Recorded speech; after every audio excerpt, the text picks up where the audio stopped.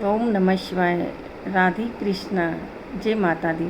कल हमने जो पुरुषोत्तम मास की कथा सुनाई थी उससे आगे का वर्णन हम आपको सुना रहे हैं और इसको सुन के सब लोग शेयर कर दिया करें। सब्सक्राइब जिसने नहीं किया सब्सक्राइब करें, क्योंकि पुरुषोत्तम मास की कथा सुनने से बहुत ही पुण्य की प्राप्ति होती है और शेयर करने से भी होती है, क्योंकि हमारे द्वारा अगर कोई और भी सुनता है तो हमें भी थोड़ा सा पुण्य मिलता है। जय माता दी। ऋषि कहने लगे, हे सुंदरी, अब से तीसरा मास पुरुषोत्तम आएगा। उसमें स्नान करने से मनुष्य दोषों से छूट जाता है। इसके तुल्य कार्तिक आदि कोई भी मास नहीं है।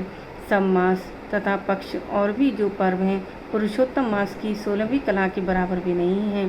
12,000 वर्ष गंगा में स्नान करने से जो फल मिलता है और सिंह के बृहस्पति में गोदावरी गंगा में स्नान करने से जो फल मिलता है वही फल कहीं भी पुरुषोत्तम मास में एक बार स्नान करने से प्राप्त हो जाता है।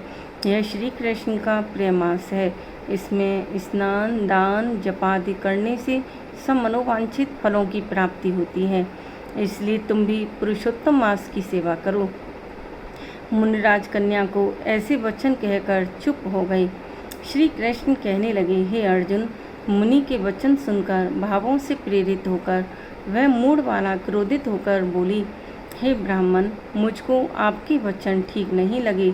माघ आदि मास किस प्रकार थोड़ा सा फल देने वाले हैं और कार्तिक आदि मास को कैसे कम कहते हो? क्या सेवा किया हुआ वैशाख मास इच्छित फल नहीं देता? यह तो मल मास सब कर्मों में निंदित है। हे मुनि, सूर्य संक्रांति से रहित मल मास को आप कैसे श्रेष्ठ कह सकते हैं? इस प्रकार क्रोध से कहे गए ब्राह्मण पुत्री के वचनों को सुनकर ऋषि का शरीर जलने लगा और क्रोध से नेत्र लाल हो गए, परंतु फिर भी मित्र की कन्या को श्राप नहीं दिया और सोचने लगे कि कन्या मूर्ख है, अपने हित अहित को नहीं जानती।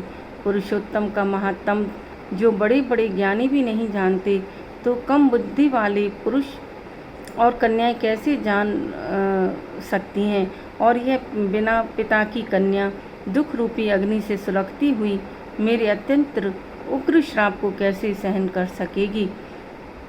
ऐसे उत्पन्न हुए क्रोध को दूर करते हुए और स्वस्थ होकर व्याकुल कन्या से कहने लगी, तू दुखी और नादान है, इसलिए तेरे पर मेरा कुछ भी कोप नहीं। जैसा तेरे निर्भाग्य मन में हो वैसा ही कर, और भी जो कुछ होने वाला है सो सुन। मैं कहता हूँ, तूने जो पुरुषोत्तम मास का अनादर किया है, इसका फल इस जन्म या अगले जन्म में अवश्य होना चाहिए, क्योंकि तेरा पिता मेरा मित्र था। इसलिए तुझको श्राप नहीं देता हूँ कि तू बालक है और अपने शुभ तथा अशुभ को नहीं पहचानती। तेरा कल्याण हो। मैं तो नारायण की सेवा में जाता हूँ। श्री कृष्ण कहने लगे कि ऐसा कहकर वह महाक्रोधी तपस्वी मुनि झटपट चले गए और उसी क्षण वह कन्या पुरुषोत्तम के प्रभाव से कांतिहीन हो गई और अपने मन में विचार करने लगी कि तत्काल फल देने वाले पार्वती पति श्री शंकर की आराधना करूंगी। ऐसा निश्चय करके अपने आश्रम में जाकर वह कठिन तप करने की इच्छा करने लगी।